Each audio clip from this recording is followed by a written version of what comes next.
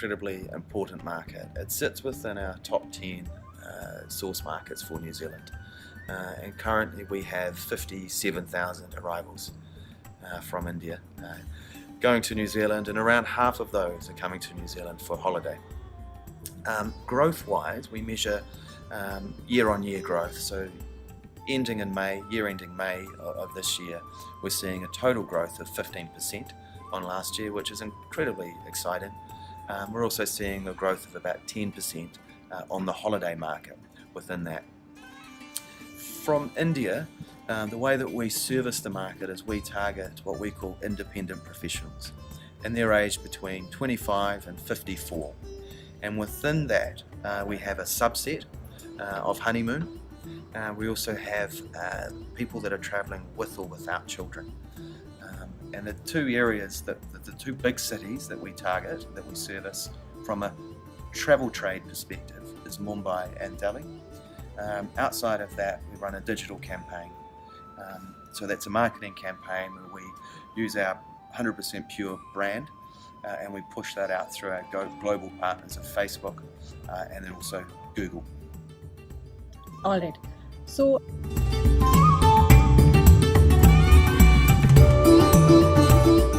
it's a great question, but it also depends on the type of traveller. So if you're an adventure traveller coming to New Zealand, then New Zealand is an adventure playground, really. But if we look at the likes of Queenstown, which is what we call the adventure capital of the world, it was where bungee jumping was invented. You can go jet boating up the river, you can go luging, so going down the mountain on a luge. You can go skiing if you're into skiing. So that would be a key adventure area of New Zealand that we have in a place called Tekapo. Okay, so it's the largest natural dark space area in the world. It's a heritage, what do we call it? UNESCO. I think it is a UNESCO. Yeah. So where you can natural light. So it's the most stunning place to see stars, what we think, in the world. And that the best time to see that is during winter. It can be a little bit chilly at night, but it's where the sky is the clearest, and it's the best, and it's the brightest stars that you can see. Outside of that, we have lots of natural hot springs in New Zealand, which during winter are nice. You could be surrounded by snow, but sitting in a hot spring, which was one of. If you're into skiing, New Zealand has a number of different skiing options, and you don't necessarily have to be skiing. You can go to the ski fields, you can take the gondola up, you can have a meal at the top and enjoy the scenery, and come back down. Great.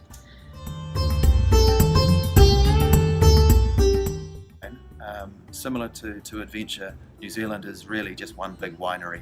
So there's lots of different parts of New Zealand. You've got Pinot Noir in central Otago. You have Sauvignon Blanc at the top of the South Island. So there's lots of wine.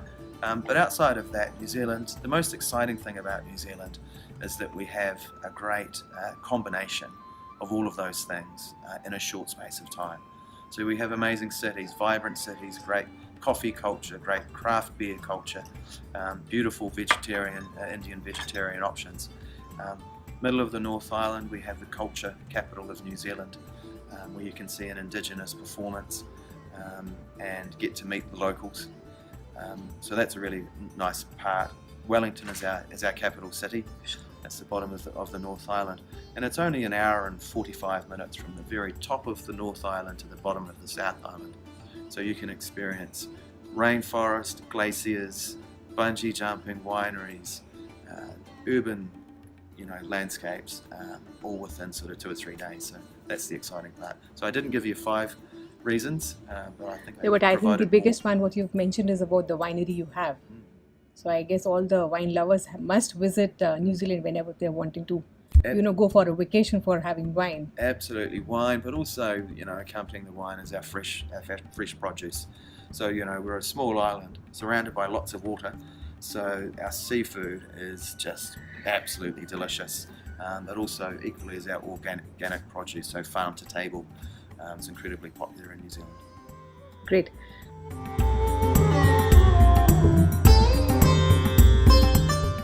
Specifically target weddings, but what we do is we promote the types of product that we have in New Zealand.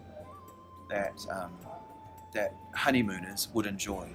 So if you go on our website on newzealand.com, you'll see a range of different activities that you know that the honeymoon sector is going to enjoy, whether it's staying at our luxury lodges around New Zealand, which are second to none, or visiting the wineries, or visiting some of our restaurants, or some of our adventure activities, which the honeymooners actually do. I mean, they've taken the adventure of getting married. I think they get to New Zealand and then they just go all out and bungee jump and go on jet boats and enjoy all those types of activities. So it's an exciting time for tourism. Sure. Cool.